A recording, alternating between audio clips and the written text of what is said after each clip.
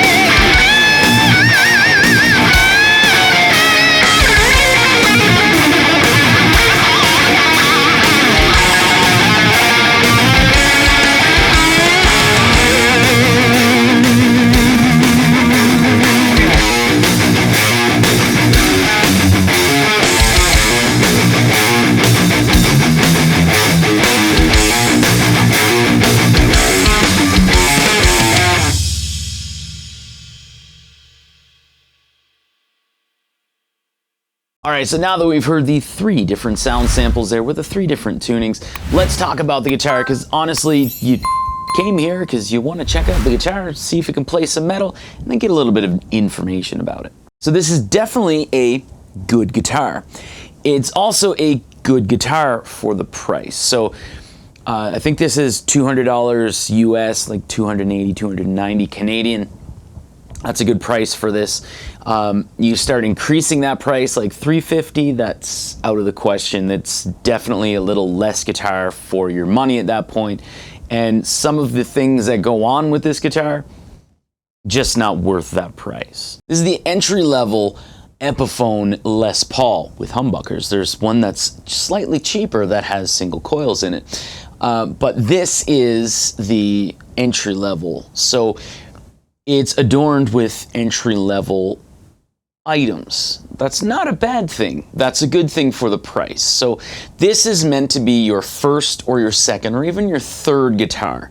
Or you know what, if you're part of the modding community, this is a great blank for you to start adding different things to. So because of that, we've got things like a bolt-on neck, a slab poplar body. Special should be slab bodies anyway. Dot inlays on a rosewood family board.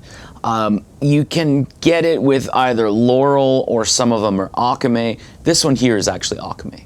You've got the premium covered tuners, which are definitely not my favorite. They're very flimsy, and a lot of the time it actually requires a bit of like a quarter turn before it actually grabs the string. So you're fine tuning, not out the window, but you just got to get used to it. We've got the uncovered 700T and the 650R, which are very hollow sounding, I find, which means you can make that work for you very well, especially when you're looking at driven tones like a metal tone. But switching from one guitar to the next, you really have to adjust your EQ from one guitar to the other on the amp. We have the Epiphone lock tone bridge. So we have a tune-o-matic and a stop bar. The tune-o-matic, it's great if it's already intonated for you. But once you actually start to change or adjust the intonation, the bridge is going to start buzzing. We also have a single volume and a single tone. So if you're like me and sometimes your lead tone isn't exactly working for you, and you have 2 volumes and 2 tones, pop it in the middle position and dial back the volume on the neck, get a little bit of a sweeter tone at that point. You can't really do that with this guitar. But other than that, this thing actually plays really, really well. There's no like glaring QC issues or anything like that. The frets are definitely not sharp or anything. There's nothing crazy going on with this guitar. So as a first, second, or third, or what have you guitar, or you know what, if you just want to spend $200 and pick yourself up an extra guitar, this is a great choice. And again, as far as the modding community, you're going to be instantly replacing the tuners. I highly recommend that. Tuners are rather inexpensive, especially good ones, and they're extremely easy to install yourself, so don't be scared of that. Next up would be replacing the pickups. This is something that a lot of people do in the modding community. Very normal to do so, and it's easy at that point because you're installing them yourself or paying someone to do so. You can actually put push pulls in here to do all sorts of different things. Next up, of course, in the modding community, replace this.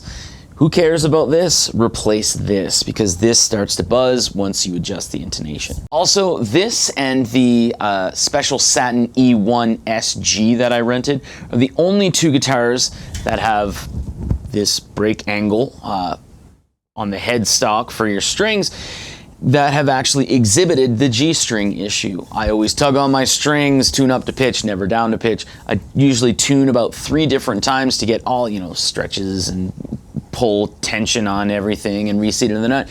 And I don't usually ever have any issues with the G string. I was always puzzled on what people were talking about until I played this one and the SG special Satin E1. Could be the nut itself.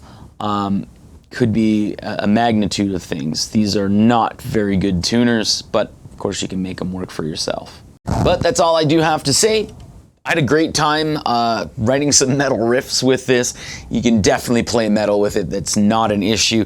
The only problem I really do find with it is the G string. So I don't know. It could be the nut because the The neck is rather solid. Thanks for watching.